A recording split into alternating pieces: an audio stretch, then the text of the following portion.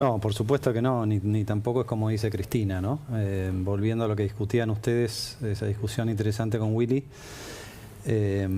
Cristina en su carta se corre y dice, bueno, ahora esto es una cuestión de los y las diputadas y diputados y los y las senadores y senadores. La oposición tiene mayoría, ahí la está. oposición tiene mayoría, entonces le tira la pelota. Ustedes. Lo que no dice Cristina es que cuando ella tuvo la lapicera, cuando fue presidente, la deuda pública pasó de 137.000 millones de dólares, cuando ella asumió, a 265.000 millones de dólares. O sea 70 y pico mil millones. 128.000 millones. 128.000 millones. O sea, casi duplicó la deuda. Claro. Ella recibió superávit fiscal y entregó un déficit fiscal. Y por eso fue que creció la deuda. No estaríamos hablando, y Parrilli no estaría hablando de los dólares que faltan, si ella no hubiera duplicado la deuda durante 2 periodos presidenciales. A ella no le toca votar a menos que haya que desempatar. Pero lo que no puede hacer es correrse de la responsabilidad. Nadie aumentó la deuda tanto como Cristina Kirchner durante sus 2 presidencias.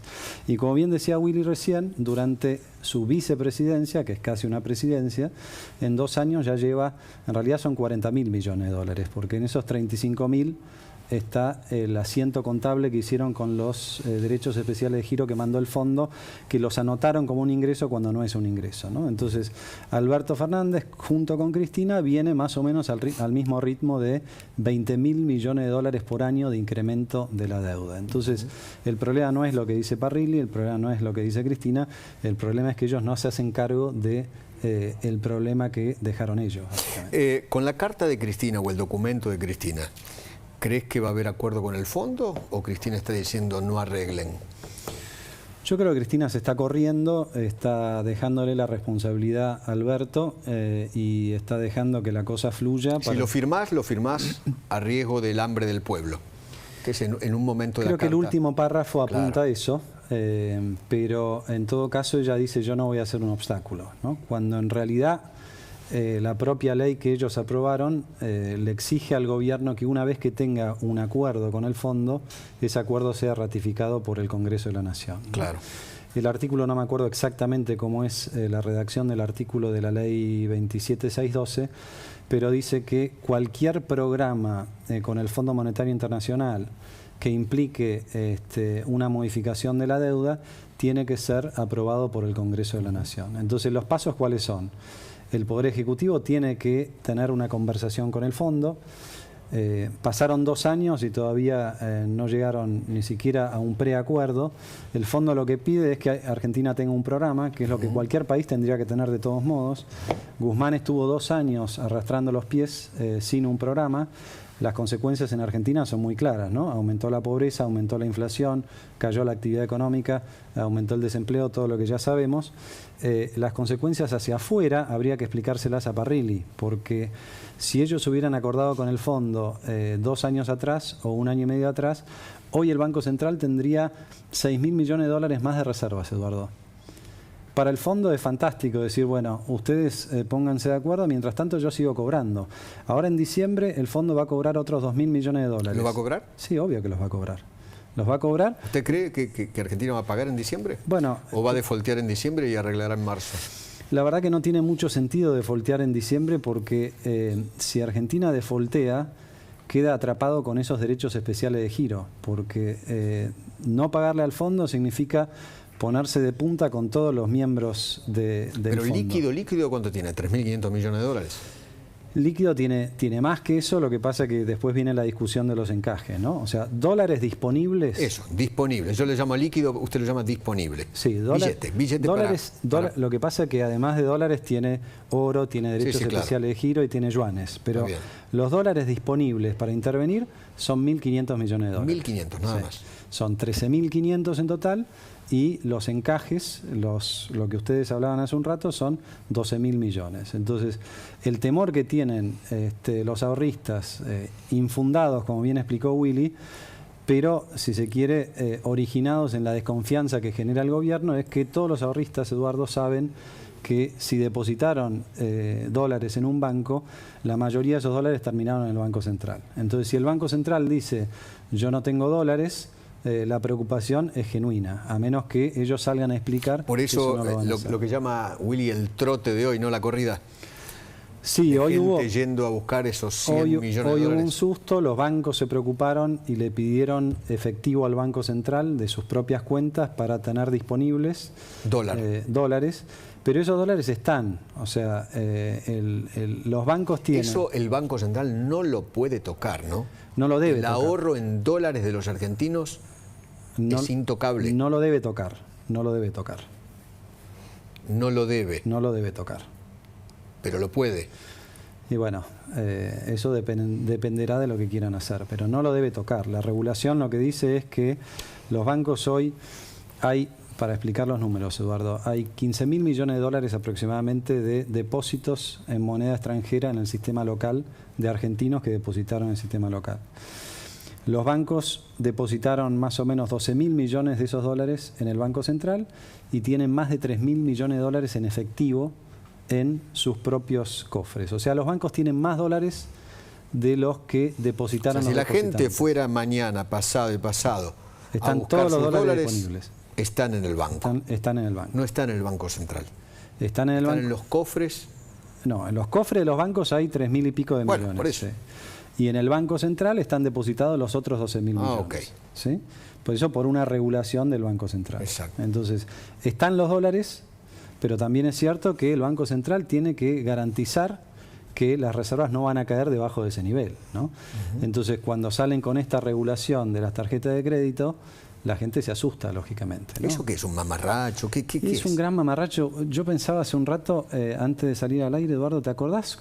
Creo que fue en agosto, que vinieron con esta idea de que le iban a regalar pasajes a los extranjeros para que vinieran a Argentina. Sí, me acuerdo, bueno, exactamente.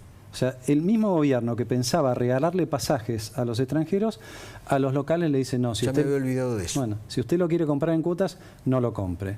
¿Cómo lo explica el ministro de Producción? Dice, no, eso es un subsidio que no le podemos dar a la clase media y a la clase alta. ¿Pero por qué es un subsidio? Si el pasaje lo compra cada uno con sus propios ahorros, obvio, simplemente que lo está financiando, el banco no le regala ese financiamiento, le cobra una tasa del 40 y pico, 50, 60%. Entonces, cuando Culfa sale a decir es un subsidio... Además es la plata de cada uno de los argentinos que decide comprar en cuotas. Obvio. No es la plata del gobierno, el gobierno no te presta. Argentinos no te que quieren viajar. Este gobierno está dispuesto a regalarle los pasajes a los extranjeros, pero los argentinos que tienen sus ahorros le dicen no, usted no lo pueden financiar. A ver, lo podemos... Cierro con esto. Sí.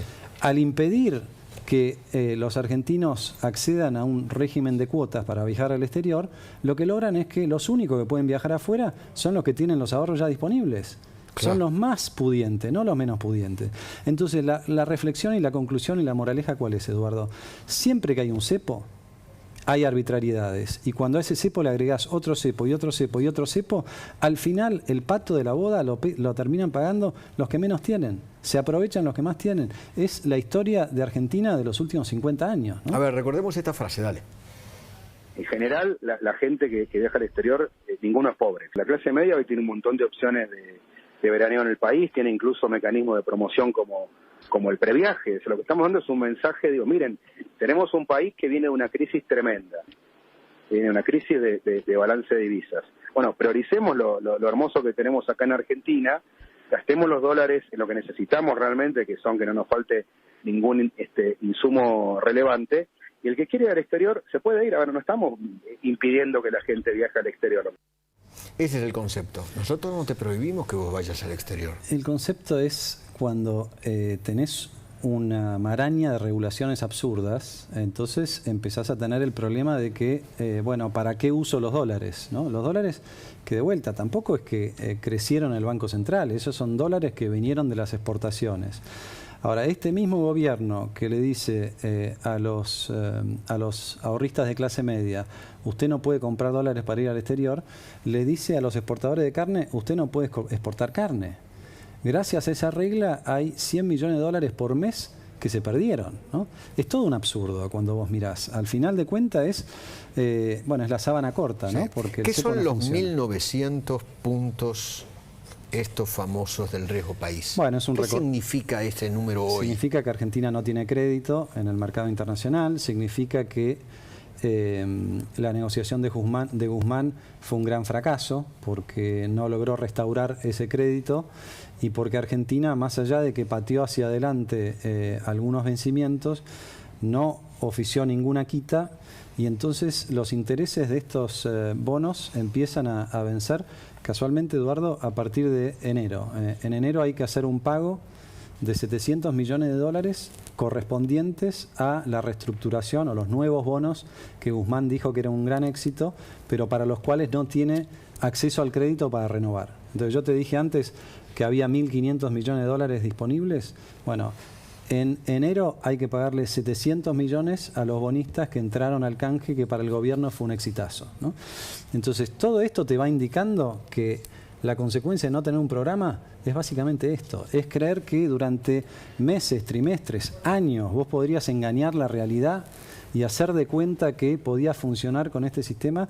Bueno, estamos llegando a un punto de quiebre y por eso la urgencia del gobierno de finalmente acordar con el fondo. Y te cierro con una... No, Willy creo que tiene una pregunta, ¿no? Sí, sí, bueno. Cierre, por favor. Cierre. No, una reflexión adicional. No te olvides que en el 2021 el gobierno tuvo dos importantes golpes de suerte. Primero, la suba del precio de los commodities, ¿no? Claro. Soja y otros commodities. Casi 600. ¿No? Casi 600, después bajó, pero si vos haces el cálculo, estamos hablando de un ingreso extra de aproximadamente 10.000 millones de dólares. O sea, si los precios de los commodities hubieran sido los mismos este año que el año pasado, tendrías hoy 10.000 millones de dólares menos de reservas.